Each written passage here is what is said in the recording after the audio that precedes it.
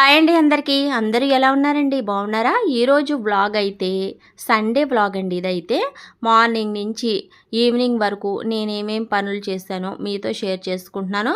అలాగే నేను ఈ టయాన్ని ఎలా మెయింటైన్ చేస్తాను అంటే నేను వ్లాగ్ ఛానల్ నడుపుతున్నాను, అలాగే టైలరింగ్ ఛానల్ 2 ఛానల్ నడుపుతున్నాను కదా, ఎలా మేనేజ్ చేస్తానో కూడా ఈరోజు మీతో షేర్ చేసుకుంటున్నాను. అయితే నేను ఈరోజు ఉదయాన్నే ఇంకా బ్రేక్ఫాస్ట్కి గాను గారెలు వేస్తున్నాను అనమాట. గారెలకు గాను పట్టుపప్పుని శుభ్రంగా కడిగేసి ఇదిగోండి గ్రైండర్కి అయితే వేసాను పప్పుని. గ్రైండర్లో కొంచెం నలిగేటప్పటికి ఇంకా గారెలకి సరిపడా గట్టి పప్పు తీసేసి ఇంకా ఇంకో సగం పప్పును ఉంచేసాను అనమాట గ్రైండర్లో. చూపిస్తాను మీకైతే. అందులోకి ఇంకా నానబెట్టుకున్న బియ్యాన్ని కూడా వేసాను. రేపటికి దోశల పిండికి గాను వేసాను అనమాట. ఇదిగోండి బ్రేక్ఫాస్ట్ గారెలు వేసాను. పక్కనేమో కర్రీకి గాను ఈ ఉల్లిపాయలని మగ్గిస్తున్నాను అనమాట ఆయిల్లో. అయితే ఇదిగోండి పిండి అయితే అయిపోవచ్చింది. ఇదిగోండి ఈరోజు అయితే ఈ పారంకోడి రెసిపీ అయితే మీకు షేర్ చేస్తున్నానండి. అచ్చం మనకి నాటుకోడి రేంజ్లో ఉండేలాగా పారంకోడి కూర అయితే చూడండి. ఇదిగోండి అల్లం వెల్లుల్లి పేస్టు, అలాగే మసాలా కూడా పక్కన. మసాలా కూడా స్పెషల్గా చేసుకోవాలండి, అప్పుడే బాగుంటుంది నాటుకోడిలాగా. ఇదిగోండి గ్రైండర్కి అయితే పిండి వేస్తాను కదా, అందులోకే ఇక బియ్యం వేస్తానమాట. దోశల పిండి ఇంకా రేపటికి రెడీ అవుతుంది. ఇంకా అది అవ్వేలోపు ఇంకా బ్రేక్ఫాస్ట్ ఇంకా అందరికీ పెట్టేస్తే ఈ కర్రీ వండేసి ఇంకా బ్రేక్ఫాస్ట్ అయిపోయినట్టే. తర్వాత వచ్చేసి నేను మధ్యాహ్నానికి కూడా ఇదే అన్నమాట కర్రీ. అంటే పారంకోడి వండుతున్నాను కదా, మా సైడ్ అయితే పారంకోడి అంటారు, కొన్ని సైడ్లు దీన్ని రాసుకోడి అంటారన్నమాట. ఇక ఈ కర్రీ అయితే మనం కుక్కర్లోనే ఉడికించుకోవాలి, మామూలుగా అయితే ఉడకదు కదా, ఏట మాంసం లెక్కే. అయితే ఈ కర్రీ ఉడికిపోయాక బ్రేక్ఫాస్ట్ గాను అలాగే మధ్యాహ్నం లంచ్గా కూడా అన్నమాట. ఇదేని ఈరోజు సండే కదా, అందుకోసం ఇవి తెచ్చుకున్నారు. ఇదిగోండి గుడ్లు అయితే వచ్చినాయి కదా ఇందులో, చిన్న చిన్న గుడ్లు ఇవంటే నాకు చాలా ఇష్టం. అలాగే గుడ్లు సేరు, ఇదిగోండి కాళ్ళు కూడా బాగుంటాయి కమ్మగాను. ఇదే గుడ్లు సేరు అంటారు కదా దీన్ని.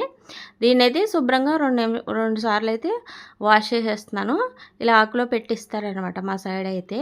అలాగే ప్లెయిన్గా కవర్లో వేసేయకుండా అలా వేస్తేనే మంచిది కదా, మన కవర్లో కొంచెం కవర్స్ వాడకూడదు అంటున్నారు కదా, అందుకోసం నేను చెప్పేది. ఇదిగోండి 2 సార్లు అయితే శుభ్రంగా వాష్ చేసేసుకోవాలి. ఈ పారంకోడి ఎప్పుడు చేసినా సరే మసాలా కూడా స్పెషల్గా వేస్తాను. అలాగే కర్రీలో మనకి గ్రేవీ వచ్చేలా కూడా గ్రేవీకి తగ్గట్టు కూడా వేస్తాను అనమాట. అప్పుడు కర్రీ ఎలా ఉంటుందంటే చాలా బాగుంటుంది. ఇదిగోండి మధ్యలో నేను అలా ఎర్రగా ఉన్న తీస్తాను కదా, అది అలా ఎముకల దగ్గర ఉంటుంది పట్టుకుని ఎర్రగాను, అదైతే ఇలా తీసేయాలండి. అది అస్సలు బాగోదన్నమాట కర్రీలో మనకి నోటికి తగిలిన చిరాగ్గా ఉంటుంది. అదిగోండి అలా తీసేస్తానమాట శుభ్రంగా. మనం క్లీన్ చేసేసుకోవాలి ఇలా నీట్గా.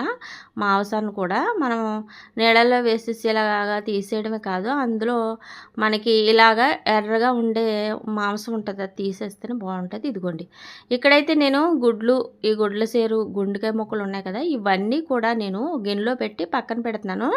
ఇది మనం మాంసం వేసి ఉడికిస్తాం కదా కుక్కర్లో, అప్పుడు అవసరం లేదన్నమాట, మసాలా వేసినప్పుడు వేసుకోవాలి. ఇదిగోండి ఈ చికెన్ అయితే పకోడీ కింద కొట్టించుకొచ్చారు కదా, ఇదైతే మామూలుగా బాయిలర్ కోడి అండి. ఈ బాయిలర్ కోడి మాంసం ఎందుకు తెప్పించానంటే చికెన్ పచ్చడి చేద్దామనేసి తెప్పించాను అనమాట. ఇదిగోండి ఇందులో గుండెకాయలు చూడండి ఏ కలర్లో ఉన్నాయో, అంటే మా సైడ్ గుండెకాయలు అంటారు మరి. ఇదిగోండి అవి కొంచెం రెడ్గా ఉన్నాయి కదా, అదే పారంకోడి అయితే తెల్లగా ఏదో ఉన్నట్టు ఉన్నాయి కదా. ఇదిగోండి 2 సార్లు శుభ్రంగా వాష్ చేసి గిన్నెలోకి అయితే తీసేసుకుంటున్నాను.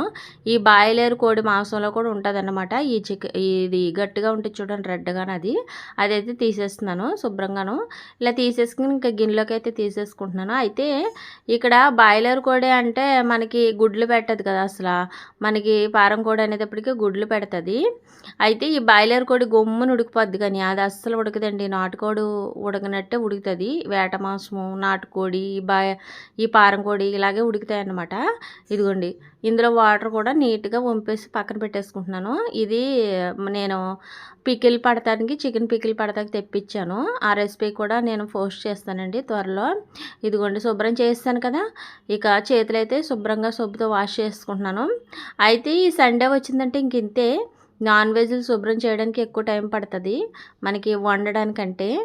ఎక్కువ ఈ చికెను శుభ్రం చేసినప్పుడు ఈ సింకులు గట్టా కూడా వాష్ చేసుకోవాలంటండి. మరి ఈ చికెన్ అసల కొన్ని ఏంటి విదేశాలకేసి అసలు కడుక్కోరంట. ఇదేంటి ఏదో పేపర్ ఉంటది కదా! నాప్కిన్ పేపర్ దాంతో తుడుచుకొని వండేసుకుంటారంట. ఎక్కువ వాటరేసి కడగడం వల్ల ఏమవుద్దంటే క్రిములు జనరేట్ అవుతాయి అని అంటున్నారు. మరి పేపర్‌లో చదివాను మొన్నే. కానీ మనం అలా తుడుచుకొని వండుకోలేం కదండీ! మనం చిన్నప్పటి నుంచి ఇలాగా అలవాటు కడుక్కొని, శుభ్రంగా వాష్ చేసుకొని వండుకోవడం. చికెను ఒక 4 నిమిషాలు శుభ్రంగా మగ్గించుకొని, చికెన్‌లోంచి వచ్చిన వాటర్ అంతా ఎగిరే వరకు మగ్గించుకున్నాక అప్పుడు ఉప్పు, కారాలు వేసుకోవాలండి. అప్పుడైతే మనకి చికెన్ కమ్మగా ఉంటుంది. నీచు వాసన అనేదే రాదన్నమాట అలా మగ్గించుకుంటే. తర్వాత మనకి సరిపడా ఉప్పు, కారాలు వేసుకొని, వాటర్ వేసుకొని మూత పెట్టుకొని మనం ఒక 6, 7 విజిల్స్ రానివ్వాలండి. ఇది పారం కోడి కదా మెత్తగా ఉడుకుతుంది అప్పుడు. ఇక్కడైతే గ్రేవీకి నువ్వుల్లో కొబ్బరి వేసానండి. ఇది గ్రేవీకి గాను తీసుకుంటున్నాను, మిక్సీ పడుతున్నాను. ఈ మసాలా వచ్చేసి నేను ఎలా తయారు చేశానంటే స్పెషల్గా ఉండాలండి దీనికైతే. ధనియాలు, జీలకర్ర, గసగసాలు అలాగే ఎండుమిర్చిని కూడా వేసానండి. కొంచెం కరివేపాకు, ఇక్కడ చెక్క, లవంగ, యాలకాయ కూడా వేసాను. అవి కనపడతలేదు మీకు. ముఖ్యంగా అవన్నీ వేసుకుని వేయించుకుని పౌడర్ చేసేసుకోవాలి. అప్పుడు ఈ కర్రీలో వేసుకుంటే చాలా బాగుంటుందండి. మనకి నాటుకోడి కూరలాగా చాలా టేస్టీగా వస్తుంది. ఇదిగోండి నేనైతే 8 విజిల్స్ రానిచ్చాను. అప్పుడు ముక్క బాగా మెత్తగా ఉడికింది. ఇంకా అందులోకి నేను మిక్సీ పట్టుకున్న ఈ నువ్వులు కొబ్బరి పేస్ట్ ఉంది కదా అది కూడా వేసేసాను అనమాట. ఇక ఇందులోకి ఇదిగోండి నేను తయారు చేసిన మసాలా చూసారు కదా, ఇదైతే నాటుకోడికి ఇలా పారం కోడికి వేసుకుంటే చాలా బాగుంటుంది. బాయిలర్ కూడా వేసుకోవచ్చు, కమ్మగా ఉంటుంది కూర అయితే. మనం ఇంట్లో పట్టుకున్న మసాలాలు చాలా బాగుంటాయి కదా. కొంచెం కొత్తిమీర కూడా వేసేసి ఇవన్నీ కలిపిన తర్వాత ఇవి పెట్టుకోవాలండి. ఇవి పెట్టాక కలపకూడదు అప్పుడేని. ఇలా పెట్టేసుకుని ఇంక మూత పెట్టేసుకుని బాగా ఉడికించుకోవాలన్నమాట ఒక 5 నిమిషాలు. అయితే 5 నిమిషాలనే కాదు, మనకి దగ్గర పడిగే వరకు ఉడికించుకోవాలి. ఇదిగోండి ఇది ఇలా పులుసుగా ఉన్నప్పుడు కూడా మనం గారెల్లో వేసుకుని తింటే చాలా బాగుంటుంది. ఇదిగోండి గారెలు అయితే కొంచెం పులుసు వేసుకుని తింటున్నాను అనమాట. ఉదయం బ్రేక్ఫాస్ట్ అయితే ఇలా కానిచ్చేసాను. ఇంకా అందరికీ పెట్టేసి నేను కూడా తినేస్తున్నాను. చాలా టేస్ట్గా ఉందండి. అస్సలు మనకి ఈ నాటుకోడి ఉంటుంది కదా అలాగే ఉందన్నమాట. ఇదిగోండి గ్రేవీ చూడండి, ఇలా దగ్గర పండిచ్చేసామనుకోండి మనం గుజ్జులాగా. అసలు ఈ చికెన్ కూర అయితే 3 రోజుల వరకు అస్సలు బయట పెట్టినా పాడవదనమాట ఇలా దగ్గర పడిస్తే. అదే పులుసు కింద దింపుకోవచ్చు. పులుసు కింద దింపుకుంటే అంత నిలవ ఉండదు. ఇలా అయితేనే కమ్మగా ఉంటుంది కూడాను. పులుసు కింద ఉంచుకుంటారు కొంతమంది, అలా కూడా ఉంచుకుంటారు కానీ ఎక్కువ నిల్వ ఉండదు. ఇదైతే 3 రోజుల వరకు ఉంటుంది. అలాగే అన్నంలో ఎంత కమ్మగా ఉంటుందంటే అంత కమ్మగా ఉంటుంది. మంచిగా ఈగిరి చేసుకుంటేనే మంచిది. ఇదిగోండి ఇలాగా చికెన్ కర్రీ అయితే మనకి పారం కోడి ఎప్పుడు చేసినా నేను ఇలాగే గ్రేవీకి వేస్తాను. అలాగే మసాలా కూడా స్పెషల్గా వేపి చక్కగా మిక్సీ పట్టి వేస్తాను అనమాట. బయట మసాలాలు అవి వేస్తే అస్సలు టేస్ట్ రాదు ఈ పారం కోడి ముఖ్యంగా. అలాగే మనం నాటుకోడి కొట్టించుకున్నప్పుడు కూడా అంతే, ఈ మసాలాలు వేస్తేనే టేస్ట్ వస్తుందండి. బయట మసాలాలతో అంత టేస్ట్ రాదండి కూర. ఇదిగోండి ముక్క కూడా మరీ మెత్తగా మనకి బాయిలర్ కోడిలాగా ఉండదు. ఇలా నాటుకోడి ముక్క ఎలా ఉంటుందో అలాగే ఉంటుంది అనమాట. అంటే మరి అంత గట్టిగాను ఉండదు, అలాగే మెత్తగాను ఉండకుండా ఈక్వల్గా ఉడికి చక్కగా ఉంటుంది. ఇక ఇందులోకి కర్రీలోకి చారు అయితే రసం పెడుతున్నానండి. ఈ రసం అయితే చాలా బాగుంటుందండి. కర్రీ ఏమో స్పైసీగా ఉంటుంది కదా, ఇదేమో పుల్ల పుల్లగా భలే ఉంటుంది. అయితే ఇక్కడ నేను కొంచెం చింతపండు శుభ్రంగా వాష్ చేసి ఒక టమాటా తీసుకున్నాను. ఇవి నీళ్ళల్లో పెట్టి నానబెట్టాను. ఇక్కడైతే మసాలాకు చూడండి, నేను ఇక్కడ ఈ మిరియాలు, ధనియాలు, జీలకర్ర, ఎండుమిర్చి, కరివేపాకు అలాగే వెల్లుల్లిపాయలు తీసుకుని ఒకసారి వేయించేసుకుంటున్నాను. ఇవి కొంచెం దోరగా వేగాక పట్టేసుకుందాము. ఈలోగా ఇదిగోండి నేనైతే పిండి వేసాను కదా దోశల పిండి, అదైతే మెత్తగా నలిగిపోయింది. ఇంకా గిన్నెలోకి అయితే తీసేస్తున్నాను. ఇది రేపటికన్నా మాట టిఫిన్కి గాను. ఇక అన్నీ ఒకసారి పనులు అన్నట్టు ఇంకా పనిలో పని అయిపోయింది అనుకోండి ఫ్రిడ్జ్లో పెట్టేసుకోవచ్చు. అదే నేను మధ్యాహ్నం అలా పెడతాను అనమాట. భోజనాలు అన్నీ అయిపోయాక అలాగా పర్మెంటేషన్ అవుతుంది కదా. ఇదిగోండి శుభ్రంగా వాష్ చేసేసుకుంటే దీన్ని కూడా పని అయిపోద్ది. ఇంకెలాగే ఉంటుందండి. 2 ఛానల్ నడుపుతున్నప్పుడు నేను ఉదయం ఏమో ఇలా వంటలు చేస్తున్నప్పుడు వంటలు వీడియో తీసేస్తాను కదా. ఇక్కడ ఏమవుద్దంటే మనం వ్లాగులు తీసినప్పుడు ఎక్కువ లెంత్ వచ్చేద్ది అనమాట. ఎక్కువ అంటే 1 గంట 2 గంటలు అలా వచ్చేద్ది. దాన్ని మళ్ళీ 10 నిమిషాలకు తీసుకురావాలంటే ఎడిటింగ్లో ఎక్కువ కష్టపడాలి వ్లాగ్స్ తీసేవాళ్ళు అయితే. ఈ వంటలు అలా కాకుండా వంట మాత్రమే చూపించే వాళ్ళకి అంత ఎడిటింగ్ ఉండదండి. చక్కగా వాళ్ళు ఏం ఐటెం వేస్తున్నారో ఆ ఐటెం దగ్గర ఆఫ్ చేసుకుని ఆ ఐటెం అయిపోయాక మళ్ళీ ఆన్ చేస్తారన్నట్టు ఉంటుంది. ఇదిగోండి ఇలాగా. ఇదిగోండి మిక్సీ పట్టేస్తున్నాను. ఇది ఎప్పుడు చేసిన రసానికి ఈ పౌడర్ వేసుకుంటే చాలా టేస్ట్గా ఉంటుందండి. ఇదిగోండి నేనైతే ఇక్కడ ఒక టమాటాని చింతపండుని శుభ్రంగా స్మాష్ చేసేస్తున్నాను ఈ వాటర్లో. అయితే రసం అయితే ఎంత టేస్ట్గా ఉంటుందంటే మనం ఎక్కువ చికెన్ కర్రీలు వండుకున్నప్పుడు అందులోకి చాలా బాగుంటుంది. మటన్లోకి కూడా బాగుంటుందండి. పుల్ల పుల్లగా భలే ఉంటుంది. ఇదిగోండి ఇందులోకి చారు తాలింపు అయితే పెట్టేస్తున్నానండి. మెంతులు ఆవాలు యాడ్ చేశాను, ఎండుమిర్చి కొత్తిమీర కూడా యాడ్ చేసి వేగిన తర్వాత పసుపు కూడా వేసి, పసుపు కూడా కొంచెం వేగితే మనకు కమ్మగా ఉంటుంది చారు. ఇదిగోండి ఇందులోకి ఇలాగా మనం పిసికి పెట్టుకున్న ఈ టమాటా చింతపండు రసాన్ని కూడా వేసి తగినంత ఉప్పు కారం వేసుకుని ఇది మనకి ఎంత చారు క్వాంటిటీ కావాలో వాటర్ని అయితే యాడ్ చేశానండి. ఈ వాటర్ బాగా యాడ్ చేసిన తర్వాత చారు మరగాలన్నమాట. చారు అంతా మరిగిన తర్వాత ఒక స్పూన్ వేసుకుంటే సరిపోతుంది. ఇదిగోండి బాగా మరగాలి. మనకి ఒక 3 నిమిషాలు అలా మరిగితే బాగుంటుందండి చారు అయితే. ఇదిగోండి ఇందులో చింతపండు ఉడకాలి కదండి, మరి చింతపండు టమాటా పులుపుదనం ఉడికితే చారు టేస్ట్ వస్తుంది. ఇదిగోండి చారు బాగా ఒక 3 నిమిషాలు మరిగింది. ఆ తర్వాత ఒక స్పూన్ అంటే ఒక స్పూనున్నర వేసాను అన్నమాట. ఈ పౌడర్ వేసేసి ఇంకా ఈ పౌడర్ వేసిన తర్వాత మరగన అవసరం లేదు, ఎందుకంటే పౌడరు చక్కగా మనం వేయించుకున్నాం కదా, వేయించిన పౌడరు మరగక్కర్లేదండి. ఇందులోకి లాస్ట్గా కొంచెం కొత్తిమీరని వేసేసుకుంటే ఇంకంతే, రసం రెడీ అయిపోయినట్టే. చాలా సింపుల్గా అయిపోద్ది, టేస్ట్ కూడా బాగుంటుంది. స్టవ్ అయితే ఆఫ్ చేస్తానండి. ఇంక ఇందులోకి ఉప్పు సరిపోయిందా లేదా అని ఫైనల్గా చూస్తున్నాను అన్నమాట. ఇదిగోండి నేనైతే నాన్ వెజ్ పక్కాగా వండుతాం కదా సండే మాటలు, చాలా బాగుందండి రసం అయితే. పక్కాగా వండుతాం కాబట్టి ఇంకా నేను వారంలో ఇంకొకసారి వండితే బుధవారం అలా వండుకుంటాము. అంటే తినడం అని కాదు, అంత మాటలు ఎందుకు నాన్ వెజ్ అన్నట్టు అనమాట. రొయ్యలో వండుతాను కానీ చిన్న రొయ్యలు వండుతాను.